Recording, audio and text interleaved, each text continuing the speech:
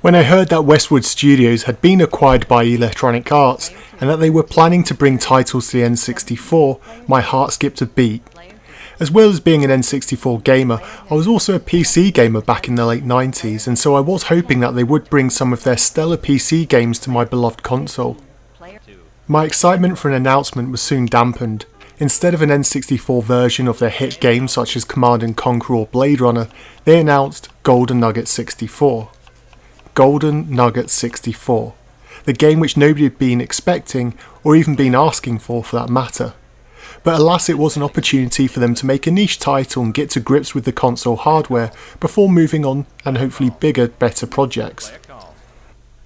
Like the name suggests, Golden Nugget 64 is a gambling game based at the Golden Nugget Casino in Las Vegas.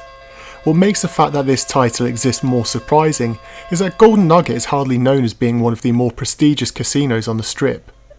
However though, in my never-ending quest to review everything N64 related, it's time to step into the murky world of casino games, and thankfully Golden Nugget 64 has 10 different games to play.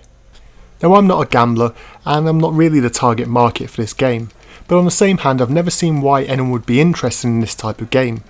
Surely the buzz of gambling is the thrill of striking it lucky and winning big, and the digital currency on offer here leaves no reason to play it safe. When booting up the game you'll have a limited amount of options. Piquing my interest was the Slideshow option, which presents you with nothing more than some glamour shots of the casino and hotel, and it serves nothing more than a stark reminder just how low res the graphics are. Selecting single player, however, you are greeted at the reception desk by an overly eager woman who is keen to get you registered and dump a wad of cash in your hand ready to play with. You then have a carousel of the different games to pick.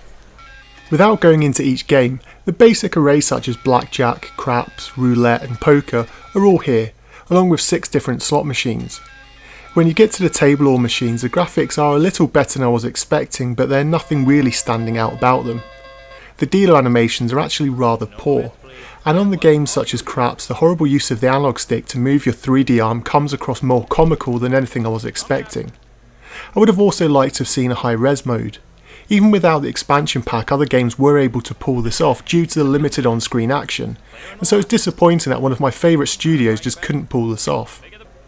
The opponent AI is actually very good. I wouldn't say that I'm an expert, but they seem to play the right moves at the right time and generally put up a challenge which is commendable.